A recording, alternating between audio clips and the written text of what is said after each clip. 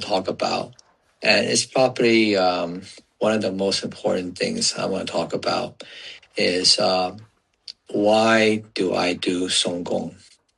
Why do I practice Song Gong? If one day I ever do a TEDx talk, this would be it. Because it connects to mainstream society, whether in Eastern or Western societies. Okay. And I think about it from time to time. I ask myself, why am I doing this Song Gong class? Why am I doing Song Gong myself?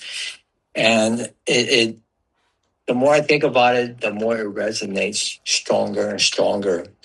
And the important thing is that whatever you do in life, whatever you want to go to, if your reality doesn't shift to that direction, then you'll just hear it. You'll hear it, but it's important, but it's not part of your reality. So imagine somebody gave you the secret to a longer life.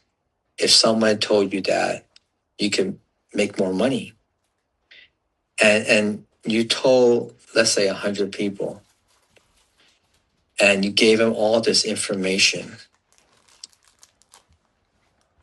at the end of 5 years or 10 years, out of that 100 people, you're lucky if you have 3 to 5 people that really apply that information that was given to them. And then you talk to the other 95. Well, I could talk about it. I could do some of it. And did you do it regularly? Yeah, I did it regularly when I could. I practiced it. I trained it whenever time allowed. Then, okay. And then you ask the other 5 that really got something out of that, those information that was given to them, how to have longer life, how to be more happy, how to have better relationships, whatever that's important to what people call out there, right? And you talk to those 5 and you get a very different answer. I lived it. I did it every day. I was diligent. How often do you miss practice? You miss practice. How often do you miss brushing your teeth? I don't miss it. I did it every single day because it was part of my reality.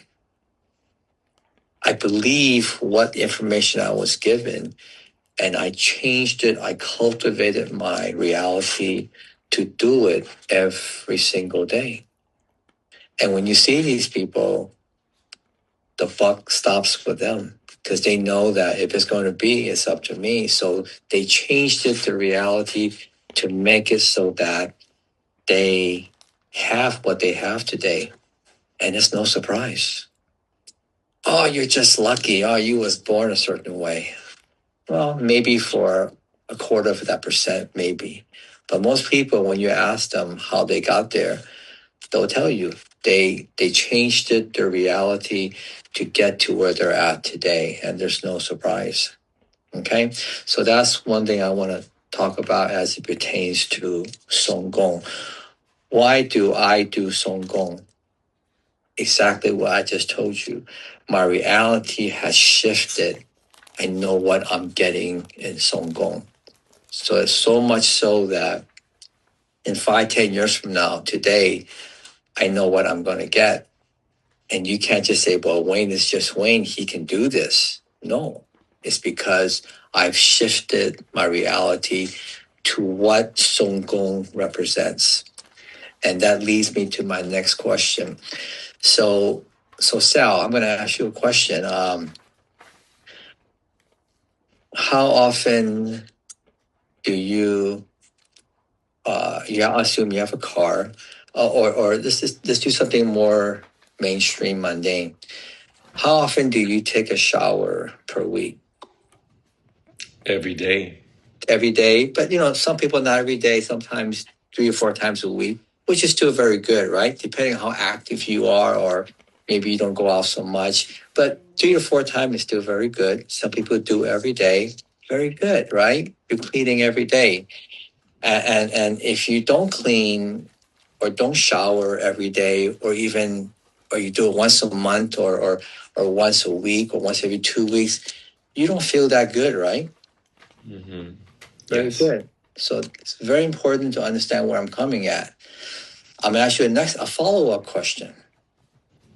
How often, see, you're cleaning the outside. Now, the next question is, I think you know where I'm going at. Mm-hmm. How often do you clean your inside?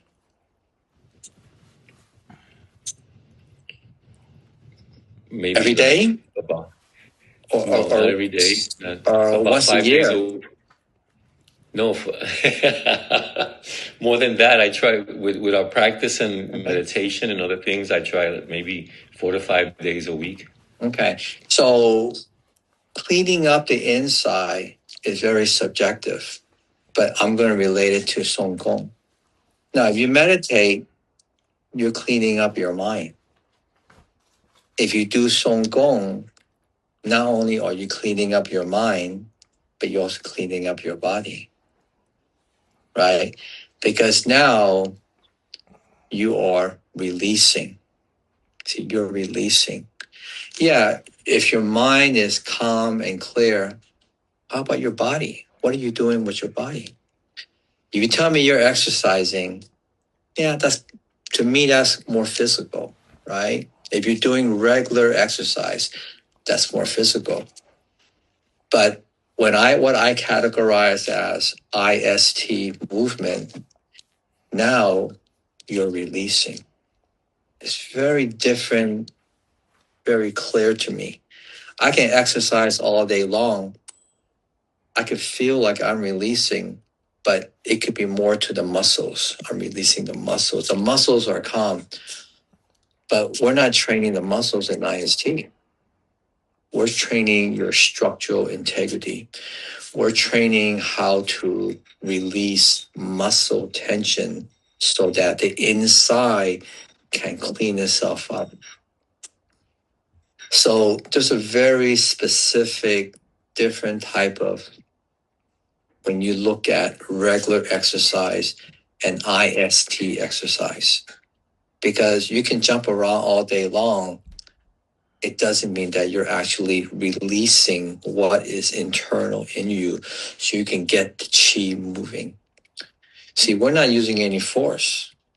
We're not hurting the joints. You can move all day long, but if you're jumping all day long and jerking yourself in two different directions and moving fast, it's good. You may win the trophy, but what happens to your joints? They're going to pay a price sooner or later, because let's face it, you're not going to be a football player when you're 70 years old. What are you going to do? You're not going to do something very physical and active when you're in your late 40s and 50s and 60s. You have more and more limitation because the body is biologically changing. So what you used to do that was exercise, you can't do it no more because it's just going to be too stressful on the human body.